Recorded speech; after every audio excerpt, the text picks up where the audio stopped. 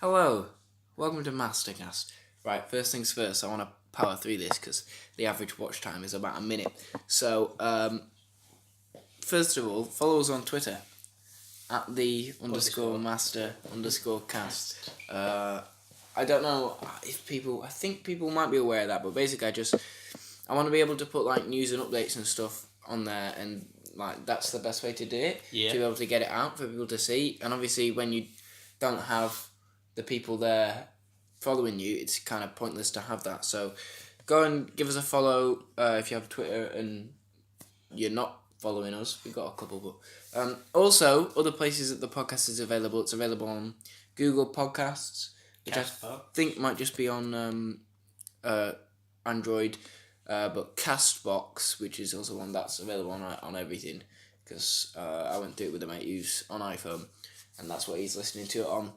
Because obviously, especially like the last one was 2 hours, and on YouTube that's a pain.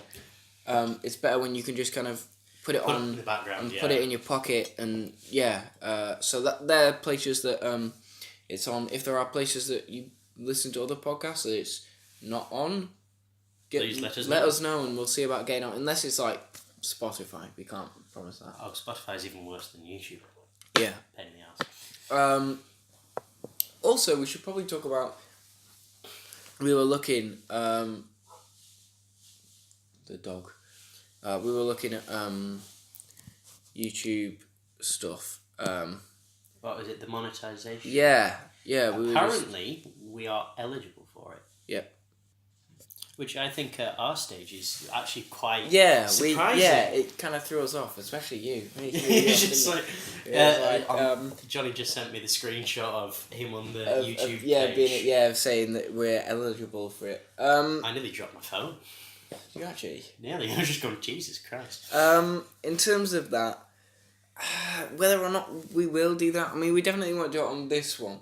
But potentially the next one. Maybe. It would probably just be like the one ad at the start, and then I wouldn't put anything through the middle of it, because that would just be a dick thing to.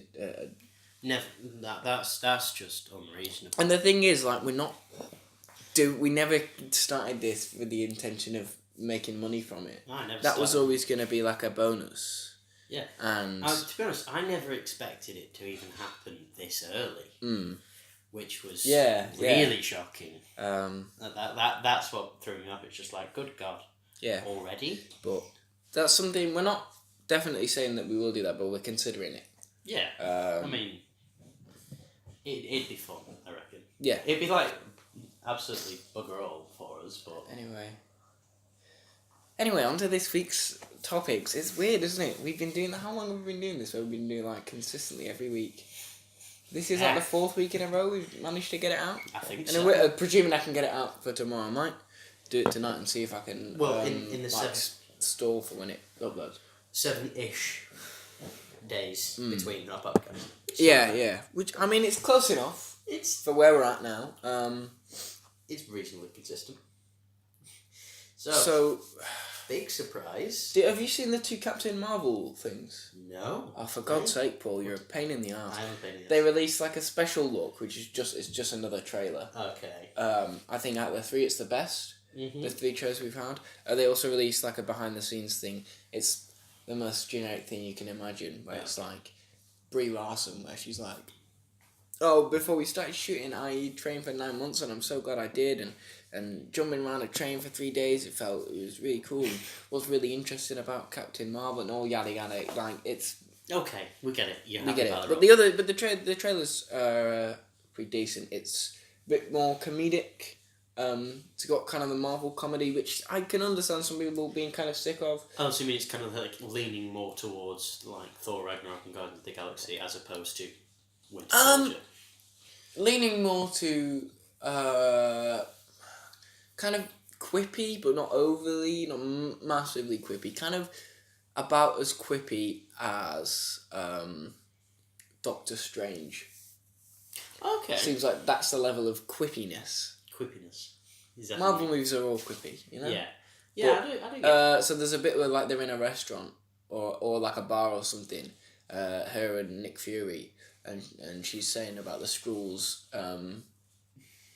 being, coming and what they can do and like shape-shifting and taking over the world or whatever. I don't know, something like that. I think they're wanting to, and then Nick Fury's like, prove to me you're not a Skrull, and she just fires off a proton blast or whatever. She's like, Skrull couldn't do that. So there's a bit of banter between those two. Hopefully not too much from Nick Fury, but yeah, Nick Fury's got Nick Fury still looks great in that film. It's like I can't get it. Just looks like they got Samuel L. Jackson from the 90s and just pulled him forwards 20 years. I think it's mental. I think the main thing why they can do that is because Samuel L. Jackson appeared in a lot of things in the 90s. Yeah. Just like, okay, it shouldn't be too hard. We've got a lot to work with. Yeah, and it looks so good. There's no uncanny valley. Yeah, no. That's a big problem with CGI. You also get to see the effect of the Skrulls changing. Ooh. And it looks weird as balls. Looks kind of... you get to see Jude Law being the most generic character. I'm not, like, you don't get Jude Law and then just have him be the mentor who will almost inevitably end up being evil. I think, unless they're making it look like he's the mentor who turns evil and then he doesn't turn evil. Okay. And it's like a double twist in the marketing. Yeah, that'd just be a pain in the arse. That'd be odd. You get to, see, more of Halla. The directors have since stated, I think, that it's about 50-50 split in terms of what's on Earth, how much of it is set on Earth and how much of it is set on Halla. Okay, that'd be fun. See more of the Kree. Yeah. That'd be fun. But it looks fine. Yeah, I'll watch it. Yeah, it feels like I watch it, it's got the Marvel... I trust Marvel at this point to make something good. Yeah. Something that I was going to say watchable, that isn't quite right. It's just going to be a good movie. Yeah, like, you think about what's the last bad Marvel movie? I think the closest thing to bad that they... I'd say probably Age of Ultron, because it's a bit disappointing and it's kind of a mess. Yeah. And you can tell, but it's still good. I think the only bad film that Marvel's ever really made is Thor: The Dark World. That is like... And I think I hate that more than other people do. That is a film that like most people criticise about Marvel, and people say it's not as bad as you make it out to be, but it's not that. But it is because I watched it again and I think that's pretty much bottom tier Marvel. Yeah, there's just not really anything much enjoyable about Thor: The Dark World. Especially, I think I prefer films like The Incredible Hulk or Iron Man 2. Both of those get a bad rap, and I think they're both all right. But Thor: The Dark World is just boring and dull and not funny. And I have like quite a few issues with that one, as in like the design of the Dark World's a bit bland. Curses and what curses. The Malekith is a waste of Christopher Eccleston. The fight at the end is too many portals. Oh, it's rubbish. It's it could have been done a lot better. That's the thing. Yeah, I think Thor: The Dark World is the worst offender. Maybe on par with Ant-Man and the Wasp, but I think time will tell for that. In terms of sequel with a story that did not need to be told. Yeah, because I mean, Ant-Man and the Wasp is sort of this. And like, it's weird because Thor: The Dark World has an Infinity Stone in it. Yeah. And I still don't feel like it's essential viewing at all. You just go, oh, by the way, there's an Infinity Stone in... Like, you just find someone who has had the unfortunate pleasure of having to watch it. They tell you what it is. You don't miss it. That's what I did with my sister. Because she was trying to watch them all the essential ones for Infinity War.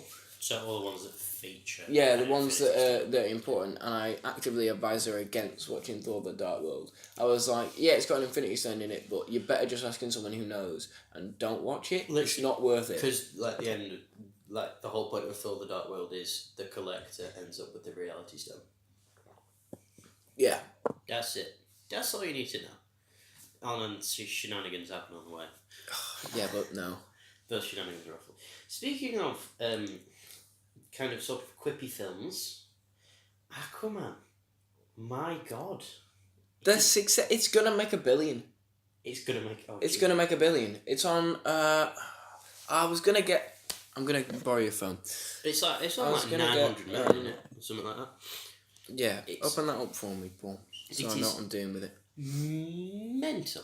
No, you don't want to just search it, mate. You gotta, don't worry. Because this film is like, it's quite a departure from the established universe DC were going to set up, and it is very DC have backtracked so much. It's paid off. It has paid. It's surpassed the Dark Knight, hasn't it? Yeah. Yeah, which was just like a holy shit. This is a good film. You know, right. Currently, this is on Box Office Mojo, which is a pretty definitive reliable source.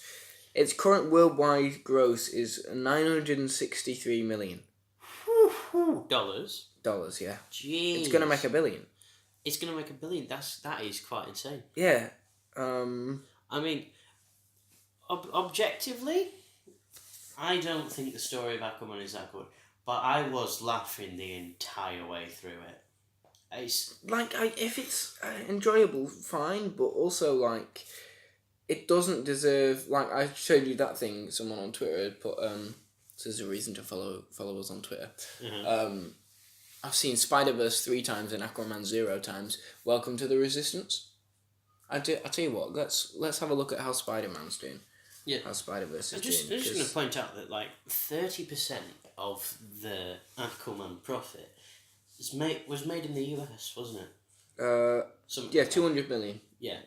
Domestic. Something like that. That's quite impressive, especially considering other films that have done surprisingly well in terms of revenue. Was that Venom? The majority of that was done. Oh Jesus! I think Venom got a lot of its money from China. China, yeah. It's interesting things. Oh my God! Its worldwide is like barely what Aquaman made domestically. It's only 277.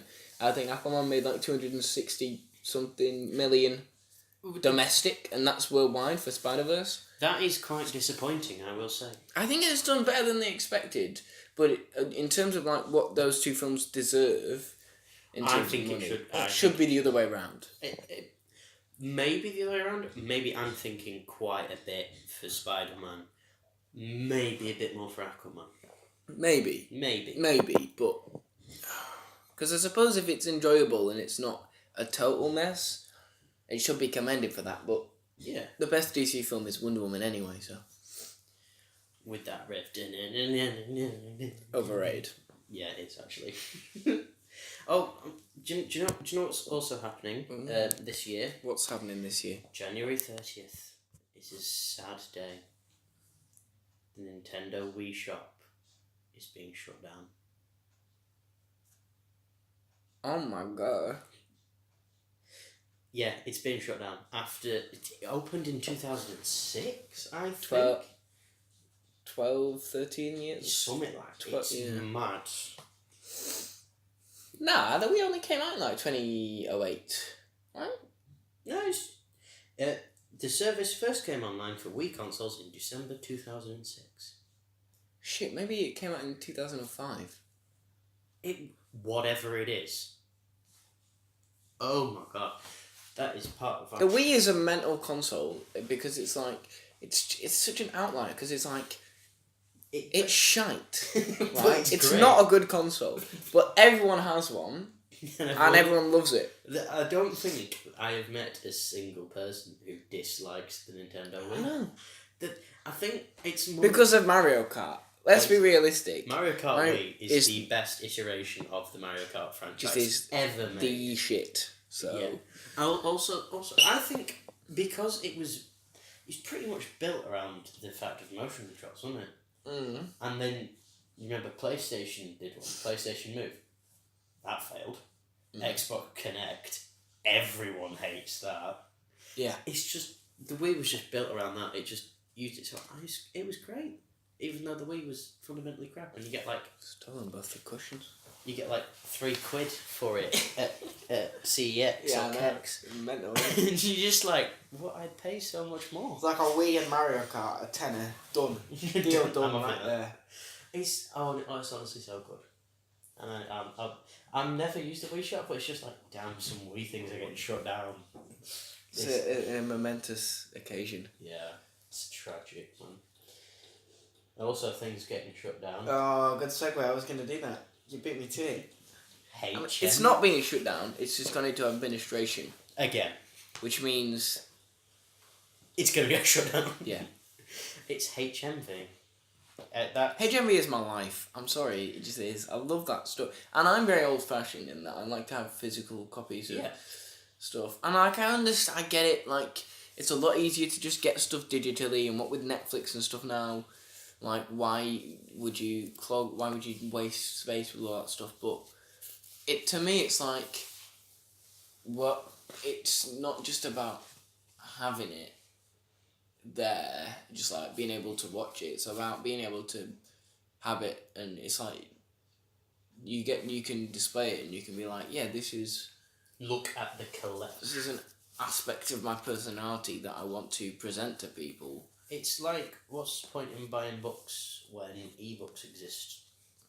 Well... Books smell good. I'm sorry they do. You ever smell a new book? What? That shit good. Okay. Better than any drugs. Okay. But the thing is, like, yeah, ebooks exist, but it's not quite the same. Who fucking wants a Kindle? Having a book on a shelf that you can just pick up and read, rather than just turning on. You don't have to charge a book. You don't have to charge a book. You don't have. And you don't have to constantly shift around. You don't have to zoom in on a book and then shift the thing around with your finger and awkwardly slide it up. You could move the book closer to your face. Or get a magnifying glass if you were that. Monocle. Yeah.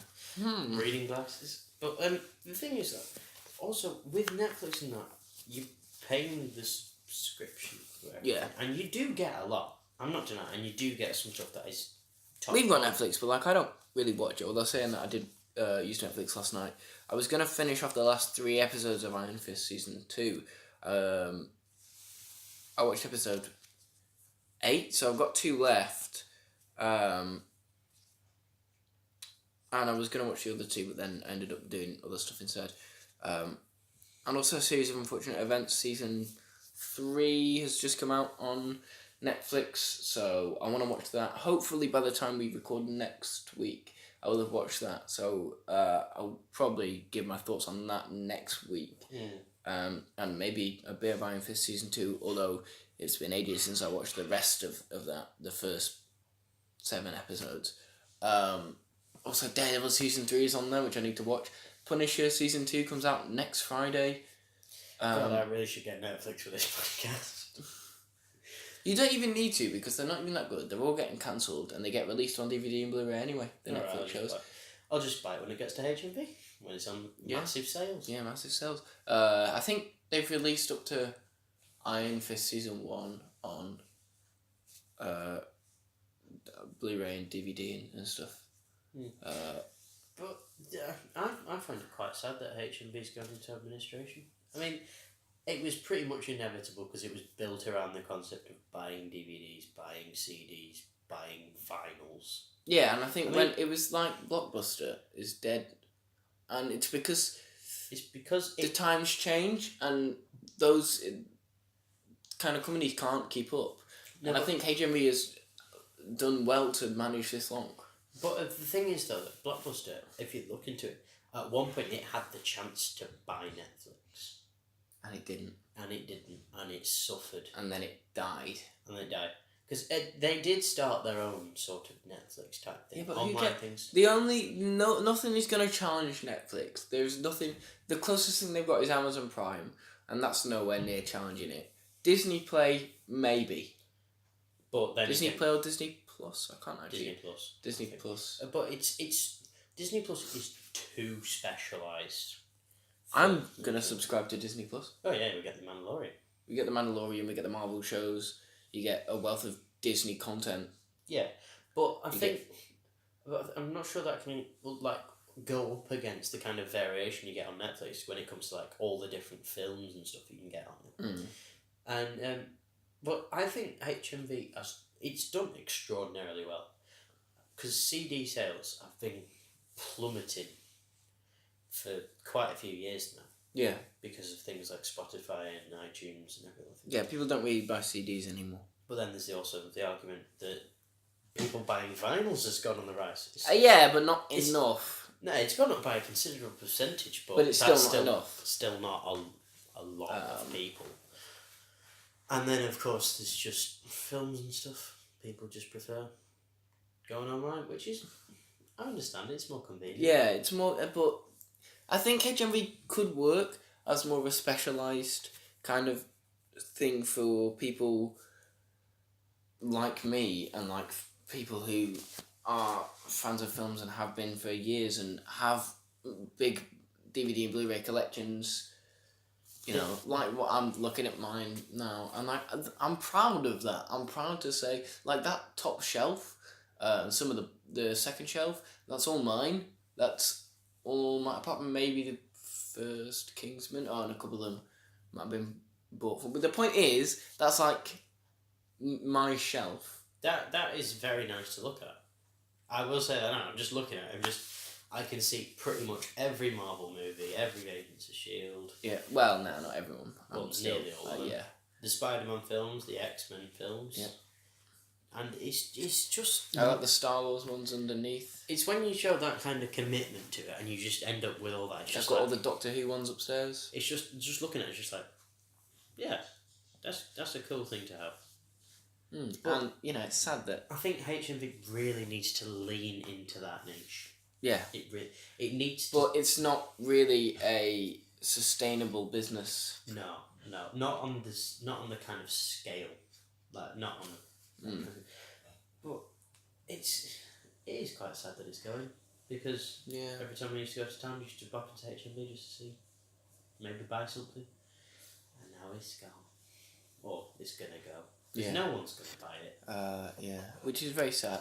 I really hope that it does manage to get out of administration and get back on its feet and carry on going, because I love it. And you know, the one in our town, in our city, is not the biggest. You know, no, you go to places like Liverpool and just other places. You know, they're in a way they're better, they're bigger, and they've got more choice. But like it's. The one we've got is big enough. It's got enough. Yeah. And really, it's only the only problem for me is like when I'm looking at like classic Doctor Who stories or whatever. There's not that much choice. I think in ours. I went to one in Liverpool a while ago, and there was literally like fucking everything. But there. I think that's because we're not. But we're not. You know, we're not a city. prominent city. We are a city. We are a city. Not a town. Thank you. We have a cathedral. So we are a city. Ours is bigger than yours. Although I think most people who listen to this are from Bradford. You've given away our location. I think we've said it before. Have we? I don't know. We have now. We have now. Come find us if you think you're hard enough. You probably are. Sure.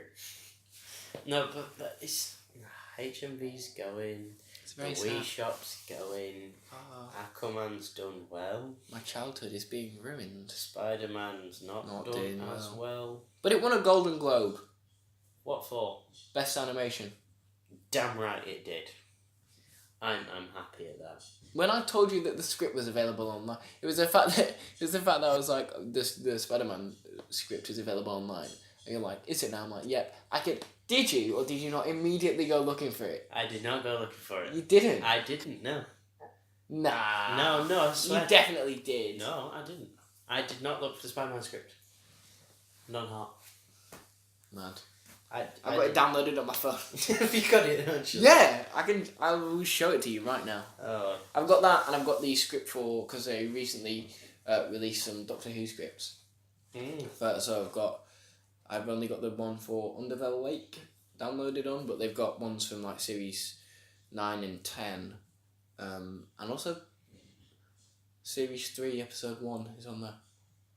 But you know, they've been recently added to the BBC Black Script Archive or whatever you want to call it. Yeah, and I know we've been focusing more on films and stuff.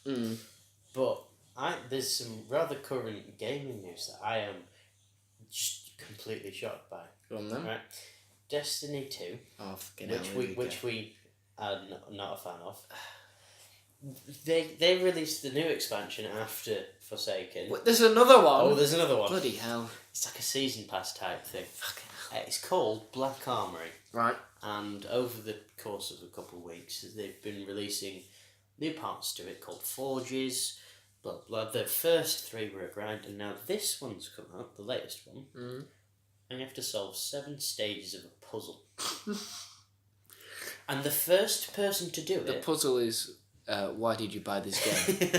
That's why no one can answer it. But the first person or team to unlock this puzzle unlocks the forge for everyone who's paid for the content. What the...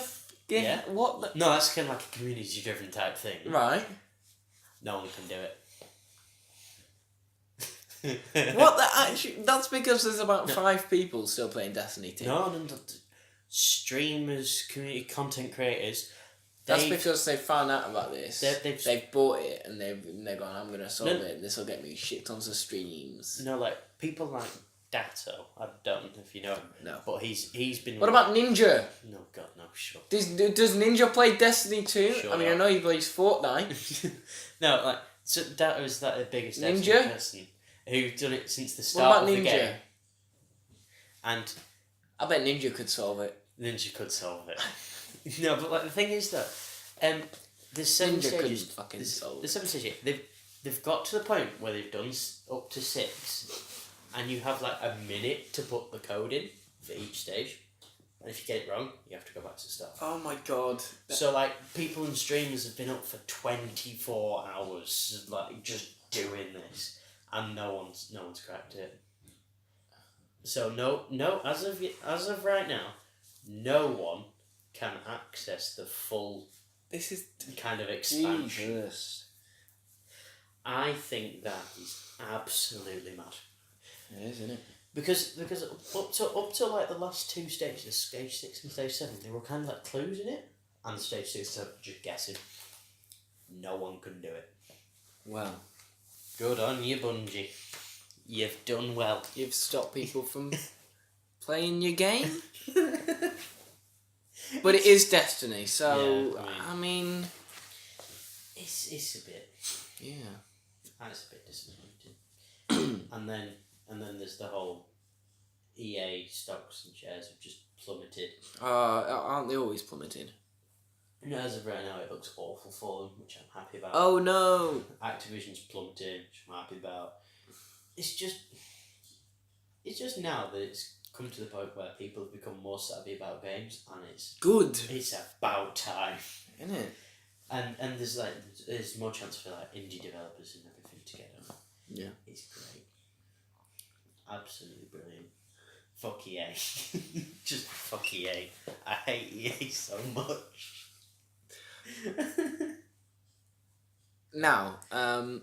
If you've been listening for a couple of podcasts, you may be aware, you may have been following the saga of me trying to see Fantastic Beasts, The Crimes of Grindelwald. Grindelwald, yeah. Oh, did they say that? That's what they say it like that in the film. Oh. I was fairly sure it was that. Anyway, but obviously because it's all British and American audiences, they say Grindelwald. Grindelwald. Because it's with a W, so why would don't be ridiculous. Yeah, it's like Volkswagen. Volkswagen, yes. Volkswagen. The point of this story is that I managed to finally get out and see it last Saturday. So good on you. Here's a review of Fantastic Beasts: The Crimes of Grindelwald. 2 months old. Old. Oh yeah. Grindelwald. That's very Paul. Yeah. First of all, so it's not on ODA anymore. It's still on at View. I don't know if it's still on at View now, but I suspect it might be because I went on the 5th, Saturday the 5th of January. Mm-hmm. Bearing in mind this film has now been out at this point for like a month and a half, 2 months, almost 2 months. Okay. It was as busy as you would expect it to be in the week of release, the first week. Really? It was mental. It wasn't as packed as I remember when we went to go see Batman v Superman. That was packed. I ended up sat next to a little kid in a Batman costume. Aww. I bet he was disappointed. Ah, well. Weren't we all? and it wasn't busy, it wasn't packed, but it was damn full. It was really busy, and it was like, what the hell? How is this movie still so popular when it's garnered such mixed reviews? So, I don't... What is your review of the film? Just before we get into that, I came to film studies today, and the guy next to me, we were talking about Glass. Oh, the reviews for that, and he was like, the reviews for it have been split. Oh no! Because Glass has been getting mixed reviews, and it's apparently a bit of a mess. He said he's gonna see it anyway, but he just made a split joke, and it was That was awful. Anyway, Fantastic Beasts of Crimes of Grindelwald. The thing is, you can't really talk about this film at all without going into spoilers. So I gotta ask you, how much do you want to see this film? Not very much. Would you care if I told you the major spoilers? Nope. Yeah, but you kind of really need to see the film to, like, you're not prepared. You are not prepared for some of the shit that... Try me. I am ready. Ezra Miller is a Dumbledore. What? He's a what now? He's a Dumbledore. He's a what? He's Aurelius Dumbledore. What? He's a secret Dumbledore brother. What the fuck? He spends you are joking. I'm not. No. It spends the whole film trying to work... His whole thing in the film is like he wants to find out who he is because he was adopted in the first one by the Salem woman. And he's trying to find out who his real parents are. And then at the end, he's in Grindelwald's palace or whatever in fucking Norway or something. Oh, no, it's in Austria. And then he comes up and he's like, yeah, actually Aurelius Dumbledore. And he's been treating this little bird. And there's some dumb prophecy about there's always a phoenix that's there for the Dumbledore family. And this little bird turns into a phoenix. Then he gives him a wand and he like shoots, basically like explodes a mountain. And it ends on that point of the reveal that Ezra Miller is a secret Dumbledore. I told you. I told you. No. No. The most batshit No. crazy. It's I think editing is a skill, right? Film editing is a skill.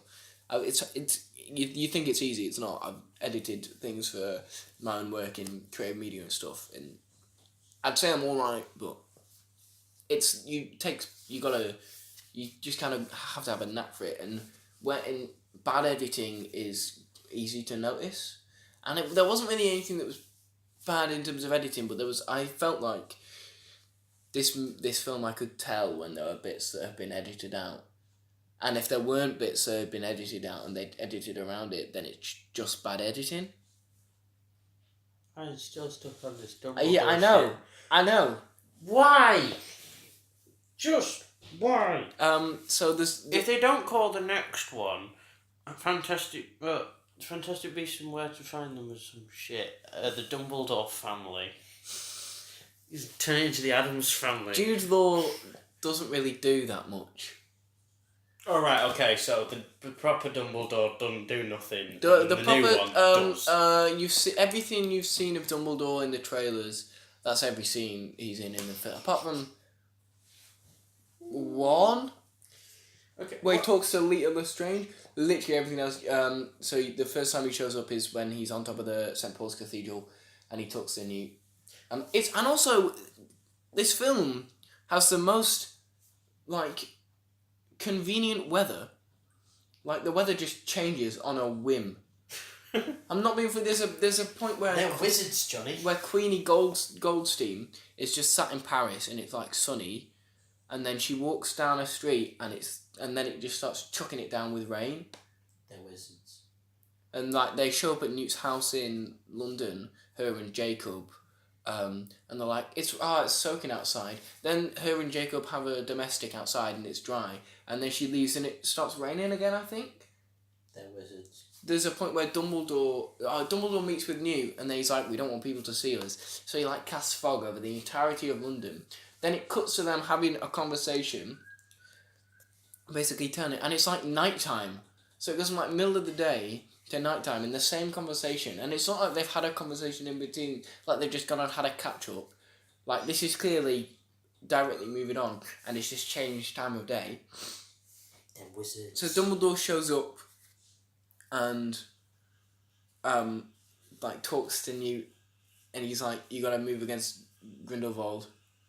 You gotta." Oh no, I think he tells him to find Credence or something, or to go to Paris or whatever. Oh yeah, because Newt can't leave the country. Why? The Ministry has banned him from leaving the country, because Why? because they are suspicious that he was in New York on Dumbledore's orders, which he wasn't, but he was, because Dumbledore told him about the Thunderbird, and he knew that he'd then go and release it. It's mental. Also, Newt's brother is in this for no reason. Newt has a brother? Yeah, Theseus Scamander. Don't need him. Not important. And like, there's so like, it's got this weird. So Queenie and Jacob show up, and Queenie's charmed Jacob. And then they're like, "Oh, we're gonna get married," and then Newt's like, "You've charmed him, haven't you?" And removes this charm. And he's not aware. He was like, "Congratulations on a new engagement." And then Jacob's like, "What?" And she's like, charmed him, because in America it's still illegal for wizards and no magics to get married. And so she's charmed him for some reason. Then he's like, "When were you gonna tell me? When were you gonna like uncharm me and like tell me about that? After we'd had kids or whatever?" And then she gets angry and like buggers off to Paris, disapparates. And it's like, what the actual. Like, that's just wrong. Why are you trying to portray it as, like, he's in the wrong? What is this film? Fucking weird. Lita Lestrange, who Newt, I think, liked in Hogwarts. He's scared. Who is engaged to his brother Theseus. She is, there's some bullshit about her brother, her secret brother who's dead, Corvus Lestrange, I think his name is. And then, the movie makes you think that Ezra Miller's character Credence is Corvus Lestrange. Turns out he's not. Basically, Lita Lestrange is a product of rape. She is on a boat with this half human, half fucking like elf woman. Okay. And she's got baby Corvus, and he's crying. She gets fed up, swaps him with baby Credence. Then they're just put into two lifeboats, and the other one drowns, and this baby drowns. So Corvus Lestrange drowns. It's the fact that she's like, "I swapped the babies, and then he drowned, and I didn't mean to," and whatever, but like, that's what it did. And then it's the fact that this whole thing goes out, and then Newt goes, "It's not your fault," and it's like, yes, it fucking is. Yeah, it is. You deliberately swapped your own baby brother with another baby just because it wasn't crying. Then you knew that you were getting put onto lifeboats. Why did you not tell anyone? Then a baby died because there's a bit beforehand. There's like a 10-minute sequence which is all flashbacks of her at Hogwarts. And she's doing Defense Against the Dark Arts, so doing Ridiculous and Boggarts. Yes. And so like Newt's Boggart is a desk job, and then it's her, and her Boggart is a drowning baby. You can't tell it's a baby, it's just like a white mass that's drowning. And then it cuts, she's like by a lake, and so I thought it was drowning. I thought her fear was drowning. Okay. And then Newt shows up, and she's like, "I don't want to talk about it." So they just don't. It's never mentioned until she's like, oh god. Incidentally murdered my own baby brother. Then she dies anyway. This film sounds. Oh, also, Queenie Goldstein ends up joining Grindelwald. What the fuck? Yeah. Why? Because Jacob. Because she's like, "You were a coward." She calls him a coward because he didn't want to marry her because it was illegal for her, and he was trying to protect her, and then he thinks, because she can read minds, he thinks that she's crazy, and he was like, "Oh, I didn't say it though, I didn't mean it." So she cries. Then Grindelwald's French woman servant, who I don't even fucking know, who murders a child at one point. What?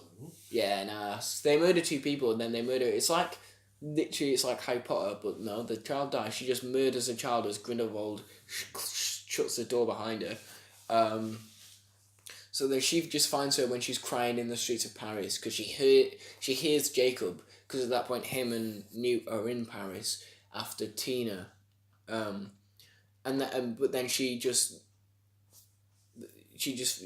gets invited to Grindelwald. Spends half the film just in a house in Paris doing bugger all, and then they have a chat, and then basically she goes to the whole movie ends at like a rally. It's like a Grindelwald speech, and she's there, and then she ends up joining him. So he's doing a speech. It's weird. There's so many different subplots, and at the end they all just come together so they can just be there for this speech at Grindelwald saying underneath the Lestrange family fucking tomb in Paris. So he's there with a load of wizards, foes, and Newt's there, Lita's there, Jacob, Tina, Queenie, this black guy who is the son of Lita Lestrange's mum, who was charmed by Lita's dad. Okay. So he had made an unbreakable vow to kill Corvus, but Corvus was dead anyway. So how does an unbreakable vow work then? Because he was going to kill Credence because he thought he was Corvus, but he's not. So he just doesn't kill anyone. So he made an unbreakable... How does an unbreakable vow then work? Apparently there's a marking on his wrist or something to show an unbreakable vow. Snape doesn't have that in the Half-Blood Prince because... reasons. Oh yeah, Professor McGonagall's in this. It's set 9 months after the events of the first one. Okay. So it starts off at Makusa. You've got Grindelwald. Yeah. They're transporting Grindelwald to Europe, and they say they're like, we feel safer if he kept in here. And he's like, no, he's got to pay for his crimes in Europe. 6 months is long enough. So he's been at Makusa for 6 months, and then he escapes in the most incomprehensible action scene you've ever seen. You can't tell what the fuck is going on. I can't tell what the fuck is going on. He's manages to. They say he was very persuasive with the guards, so they cut out his tongue. But obviously it's not him. It's some other bloke. Who he gives him his tongue back. He's got like a little hedgehoggy dog cat pet thing which he drops out of the flying cart, and he floods the cart, then unfloods it, then the main bloke, he drops him out of the cart and he falls down to the ground and then stops just an inch above the water, and then he's dropped in, so he survives. Why would you not just let him die to let people know that you've escaped? The fact that you don't arrive to wherever you were supposed to be in Europe tells people that you've fucking escaped, mate. Why would you just let someone go? This film sounds like such a mess. Then it's 3 months later. The direction is really weird. It's there's a bit at the Ministry of Magic at the start when Newt's there because he released because they were talking about, they were we release, they want him to be an aura to catch Grindelwald, and then they'll release the ban on him not being able to travel outside the country. He doesn't want to do that. His brother's an aura. He doesn't want to do that. So he's there, and there's a conversation between him and Lita Lestrange where it's like they've directed the camera at the actor, and then the camera's just kind of shifted off to one side and up a bit or whatever, and they couldn't be asked to reposition it. So you're telling me they're trying to get Newt to go after Grindelwald? Yeah. Even though Newt isn't an especially good wizard. Yeah, but he beat him the first time because I don't know, he just did. This film sounds like a mess. How is it packed? From the sound of it, it's only packed because it's Harry Potter. Yeah. Is that it? It sounds like a mess. It's weird because it's one of those where it's it's enjoyable whilst you watch it, then it ends and you're like, that was the most mental. Is it just you finish watching and you just go, oh, you know how Nagini's in it as a woman? What? Yeah, Nagini's in it, but she's a woman. She's a maledictus, which means she is blood. She's got like a blood curse, which means she can transform into an animal, but she will eventually stay as that animal. She's Nagini. Nagini's she's played by Claudia Kim, I think her name is. She's Japanese, even though Nagini is a Chinese name. Culture. Yep. She shows up for one scene. No, she shows up at the start. Turns into this. She's like a magic circus in Paris.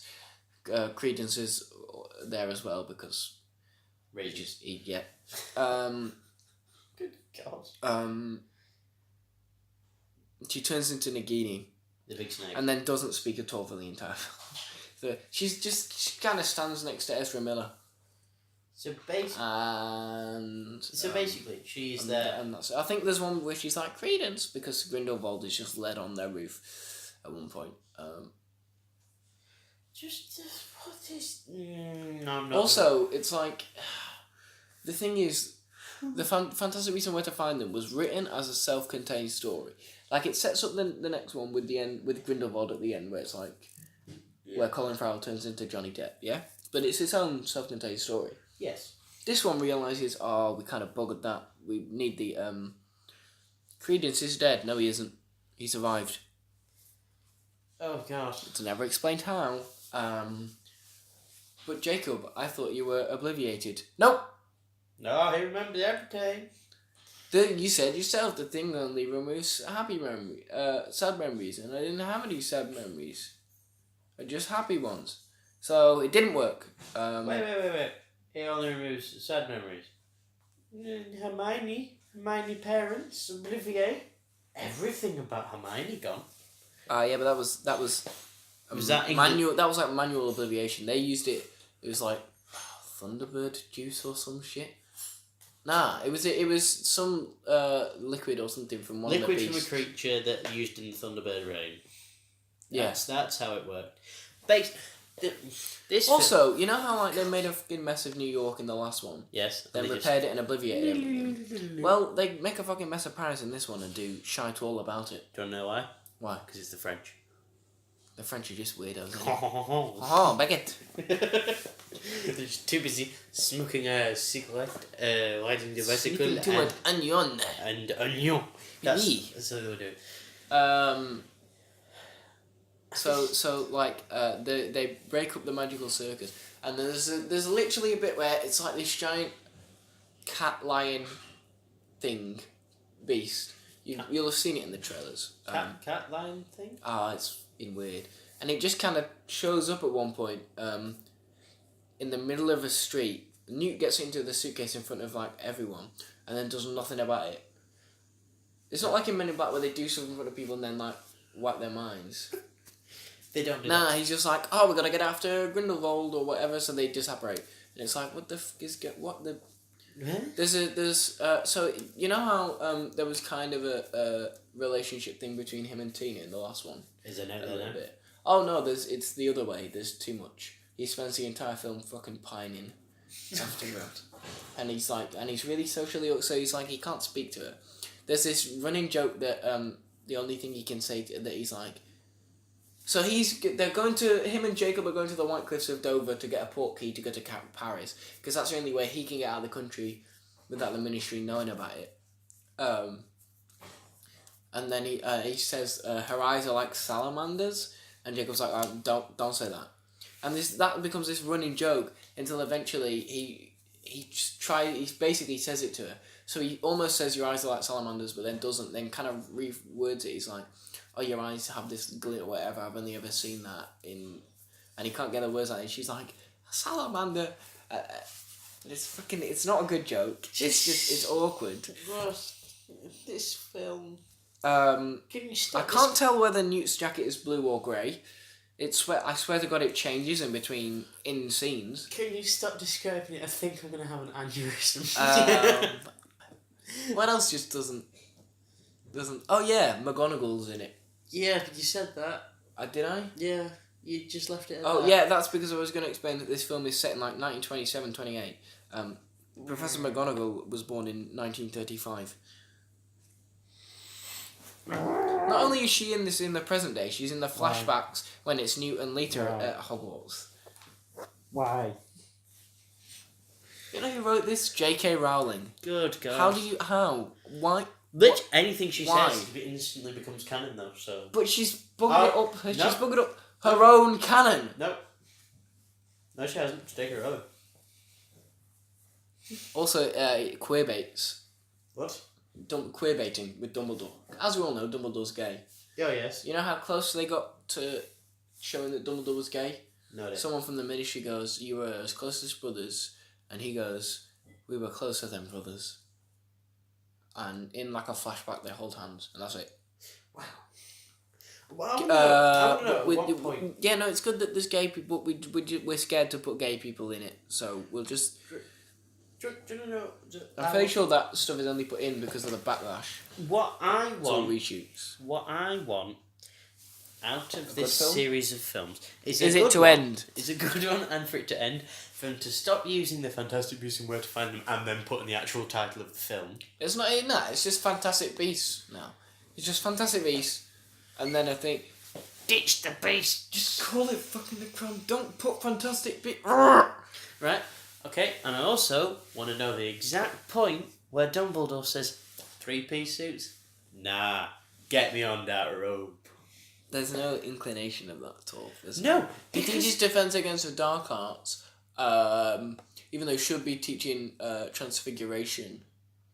No, but that's why McGonagall's there, Jonny. Oh, yeah. Yeah, and they changed that because the ministry show up and they're like, "You're not teaching Defense Against the Dark Arts anymore. You're not allowed to leave the school. We'll monitor every move you make," so he just doesn't. That's why he just stays at Hogwarts for half the film. But why don't they make the Defense Against the Dark Arts teacher probably one of the people best equipped to fight against the dark arts? To go and fight against the dark arts. To be fair, Dumbledore can't move against Grindelwald. Obviously we're scared of gay people, so it can't be because he loves him. It's revealed that they kind of change a thing. They introduce that him and Grindelwald made a blood agreement, basically, to not fight each other. Grindelwald just keeps it on his pocket. The Niffler gets it in the final act. You don't see how. You see the Niffler get out of the suitcase. Then you see it crawling like underneath his foot, but it moves so much he should notice that there's a Niffler under his foot. Then he makes a ring of blue fire that kills people who don't like devote themselves to him. So like if you try and walk through it and you're not completely and utterly like, yes, I am with you. One of his fanatics. Yeah. So Credence makes it through. I don't think Nagini does. I don't know where Nagini goes. Nagini's a snake. Queenie walks through it. She walks through it, and Jacob's like, "You crazy?" And she walks through it, and she screams at him like, "Walk with me!" And he's like, "No, because that's you fucking dumb." I'm not doing that. Grindelwald's got like a skull bong, and he vapes a lot in this film. Does he now? Yeah, he vapes a vision of World War II to his followers. I don't know how. Blowing a fat cloud. Magic. Is this film just mostly just? Why does this happen? Magic. It's the fact that like ones are just guns now. Ones are just guns. They just kill. Newt's one can be whatever the fuck he wants. Yeah. And then magic just happens because Grindelwald calls his followers by like black sheets enveloping Paris or whatever. Right. Okay. So it's basically got to like. No one in Paris says anything, obviously. So basically, what you're saying, it's got to the point of like Deathly Hallows where people have like it's been established that people are getting better with magic, so they don't need to say stuff without any of that build. But magic just happens. There's a bit where Dumbledore gets like a postcard to Paris or whatever, the location of a safe house in Paris where Nicholas Flamel is for Newt, and he just basically just like a sleight of hand trick where he's like a safe, like moves his hand about and gets it's like that's not bloody wizard magic, that's been Muggle magic. It's just stuff. This sounds like with the special comparison that I'm bringing up in my head right now. Don't forget that Ezra Miller is a Dumbledore. Yes, okay, I was going to come back to that. Ezra Miller being and Dumbledore. First off, what the hell? Second off, you said he destroyed a mountain? Oh yeah, he gets Grindelwald gives him a wand, and then he shoots it, and it just creates a big explosion in a mountain. Is it the Elder Wand? No. Okay. Grindelwald's got the Elder Wand. Okay. Because what I was thinking of, just getting a wand and then destroying something or showing immense power, that is Deathly Hallows Part 1. Yeah. That's the end of that. Voldemort gets the thing and does the big lightning stuff. Yeah. That was a good ending. And from the sound of it, that's but ones are just guns now. There's so the Ministry, Theseus Scamander with the Ministry, and they go to Grindelwald's speech in Paris at the end. Even though it's not illegal to listen to him, there's not. And so the Ministry come in, and Grindelwald starts manipulating his followers. He's like, Dave. Oh, sorry. You kicked the table. I did. What the heck? Oh my god. Right. Watch out for the table. Just ignore that. With technical difficulties. Please stand by. So Grindelwald starts manipulating his followers. He's like, because the Ministry have killed Grindelwald's followers, and then someone gets up and he's like trying to attack him, and this Ministry person straight up kills him. Like, I'm sorry, way to make yourself look like the bad guys, you twats. Wands don't just kill people. How stupid would Grindelwald look if you used a fucking tickling charm on them? Or Petrificus Totalis, or literally anything other than Avada Kedavra. Fucking twats. Is any spell that kills someone in any way reminiscent of the giant green flash that is Avada Kedavra? Yeah, Grindelwald's French woman. You see a flash of green light when she murders the baby. There's two baby murders in this film. What the hell? It sounds like a mess. It sounds like a fetish. It's right. This sounds like a mess. It sounds like it's only doing well because it's Harry Potter and it needs to sort its shit. And it's made, it's made money, so we're getting more. We're getting all fucking 5 of these things. No, they better stop calling it Fantastic Beasts. They're not gonna title. They're not gonna stop. They're not gonna stop. That's irritating. It's just, I think you do have to. I would still say see it. Yeah. But see it in a bit after the kind of the mixed responses have died down. After my shock and horror at Ezra Miller being Dumbledore has just died down a bit. Yeah, and then you'll get through the whole film, and then it'll come up again, and you'll remember it, and you'll have a heart attack and aneurysm. I'll just cry. I'll just weep. Oh my god, that's it. It sounds like such a mess. Yep. It's just awful. Yeah. It sounds awful. It's disappointing because the first one was so good, and I loved the first one. Listen, we said this last time, or whenever it was we said it. I think it was two weeks ago because last week was the Dudley one, wasn't it? It would have been better if the Fantastic. Is the Fantastic? I ain't gonna bring my football. Well, you're gonna kick the table again, good boy. If the Fantastic Beasts and Where to Find Them was just one standalone film, and that's the thing. Fantastic Beasts and Where to Find Them is the Rogue One of Harry Potter, and Fantastic Beasts and Crimes of Grindelwald is the Solo. I thought this was coming. I was genuinely thinking, okay, the more this is getting described, I think it's going to be compared to another series of anthology films. Yeah. Also, speaking of Solo, the Disney, or like some head up at Lucasfilm or whatever, has said that there are no plans for any Star Wars original films on Disney Plus. So I don't know what's happening, but I mean, come on, just finish off the Solo stuff on there. It's the best. I'm free anytime. If you need me, I'll write it for you. You just give me your basic plans, I'll write it. Don't worry. We'll write it. We will write it. We will write it. Careful, because Chris Chibnall might ask us to write the K9 and Pating show. Oh yes, the K9 Pating. Twirly, the robot. Twirly deadly thing. With the solid tracked frog. We got that one. And the... Once we're done with that, though, we'll and the write Gathering Quill. And the Gathering And Quill. the Once we're Gathering done Quill. with that, we'll write you your Star Wars stuff. And then maybe we'll write you a good Harry Potter film, but don't count on it. Oh, I'm not writing a good Harry Potter film. Well, J.K. Rowling's not writing a good Harry Potter film, is she either? Alright, fine then, I'll write a good Harry Potter film. Someone's got to do it, please. We're available. We literally have no job. Speak for yourself, Well, mate. you do have a job. Yeah. But, like... Technically, you have a job. Yeah. The point is, we do have jobs. Just not. But, you know... If we'll do it. We'll do it. We'll do a good one. I'll write episode 9 for you if you want. What, Star Wars? Yeah. It's being filmed right now, you're a bit late. I don't care, I'll rewrite it. How about you rewrite The Last Jedi, Paul? No, I How won't. about you just remake it? Because obviously it's a sin to humanity, and it should have dumb comic Luke Skywalker in it, and not interesting flawed Luke Skywalker in it.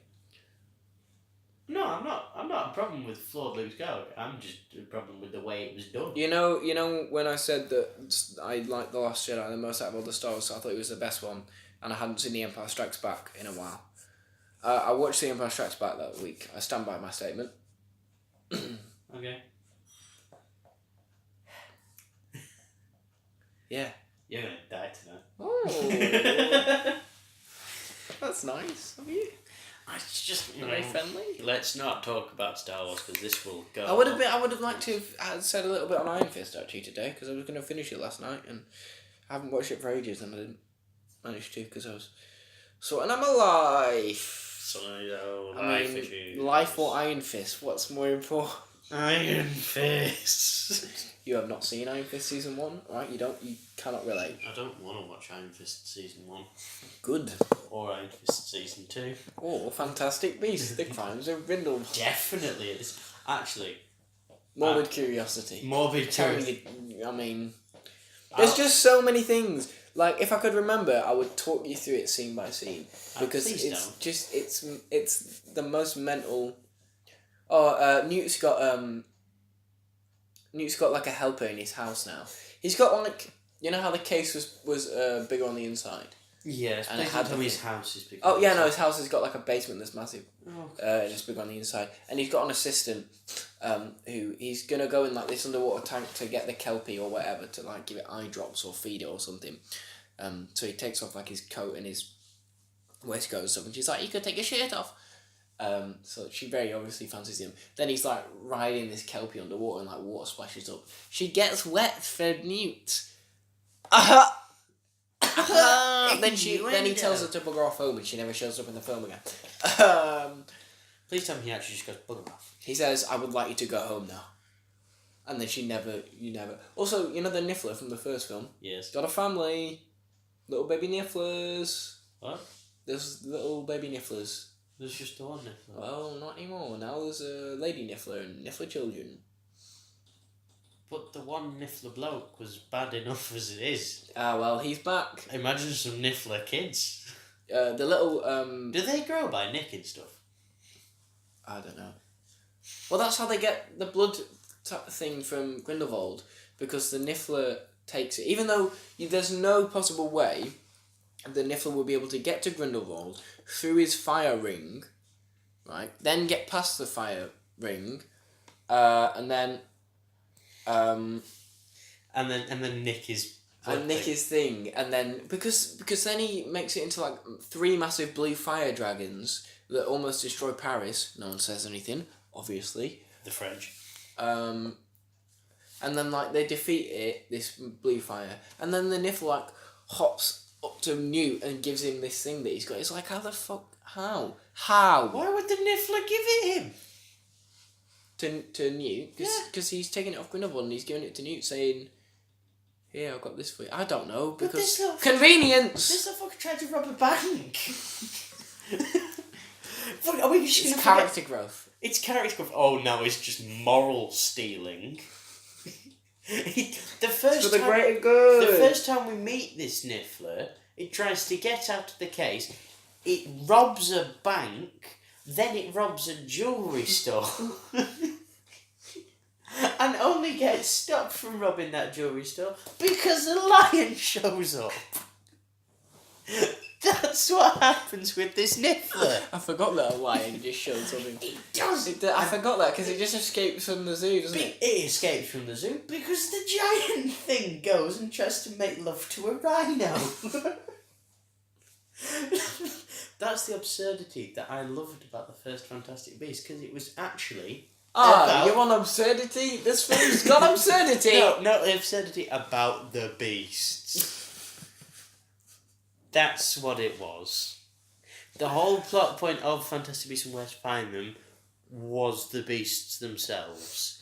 And now it's Fantastic Beasts, but the beasts are a side feature of Grindelwald. They're going to get less and less important as the film's gone. So that it'll be like Fantastic Beasts. We can't. There's no beasts in this one. We've Fantastic Beasts. You know what I found out this week as well? The original plan was for a trilogy, and then it made money, and they went, let's make it 5. Just make a trilogy. Why?